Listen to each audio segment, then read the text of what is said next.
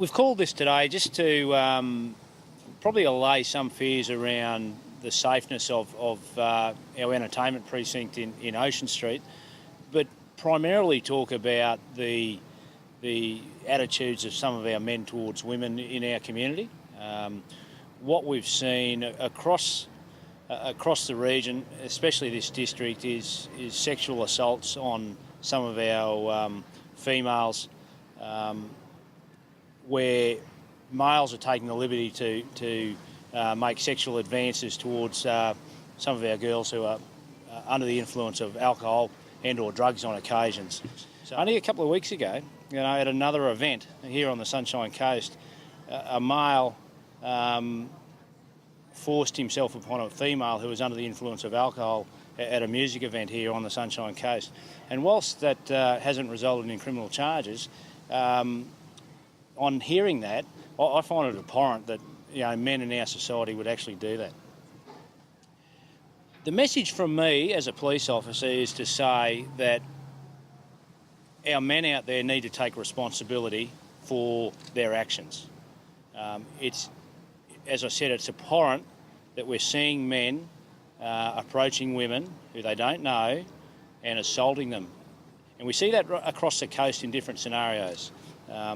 Alcohol is in our community, and you mix that with drugs on occasions, and it's sometimes a lethal recipe. So what we're saying is that the message needs to start at home.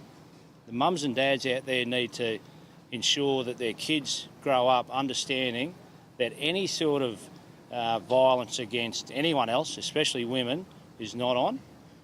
If you're out with your mates and one of your mates is starting to play up, he needs to be told to pull his head in. And I think coming from a peer, like a friend, will probably have some more influence than other people. So again, it's about what we do to our friends and associates out there to make them correct their behaviours and change their attitude, culture. People will go to jail if they commit sexual assault on a female. So I don't think we can put it any blunter than that. It's a criminal act, proceeds through the court, people will go to jail. Daryl, will you be making any changes to police presence?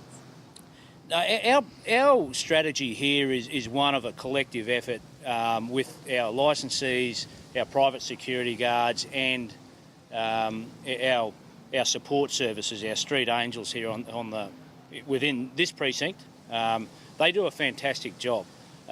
We have sufficient resources here at any given time, and sometimes probably a little bit more than what we need to ensure the safety of members in this area. I'd like to say that right across the coast, we police all our licensed premises the same way.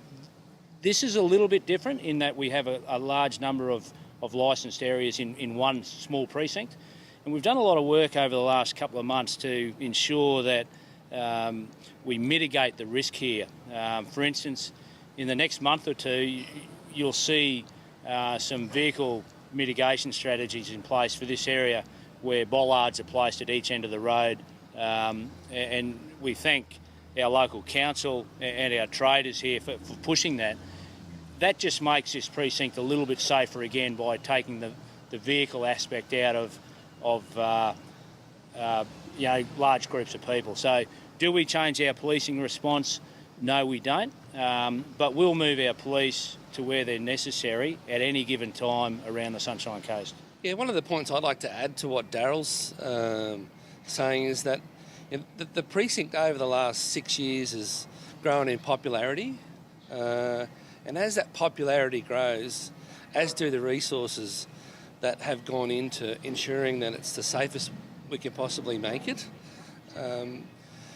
So one of my points is that for everyone, but in particular our young women who may feel at risk, I urge them to stay within the precinct where all the police presence are and the independent security and the venue security, because it's within the precinct is actually the safest place to be.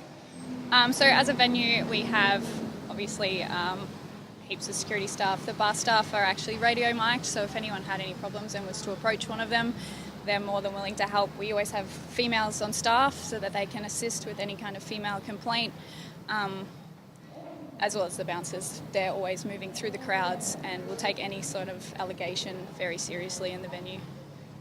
It's the areas that are adjoining streets and dark areas that potentially they decide to walk home, or they're waiting for someone to pick them up, or there are some areas that not are directly within the Ocean Street itself that do require some attention. We certainly feel like toilets, CCTV and additional lighting, not only in the street but in the perimeters, will definitely make it, will continue to improve the safety of those that Darryl's referring to. And we would like to see continue to raise that as something that we can do as a community, but certainly something for council to look at. And I guess the last thing I would say is that some time ago, the government set about setting up safe night precincts, of which this is one of them. And Alex and his team at the Safe Night Precinct, and the work they do every single month to try and take steps towards continually trying to take steps towards making sure it's the safest we could possibly make it. As a trader in the street also, I think that needs to be noted. But it's something we can never let rest, and we just need to continue trying to look for ways to improve.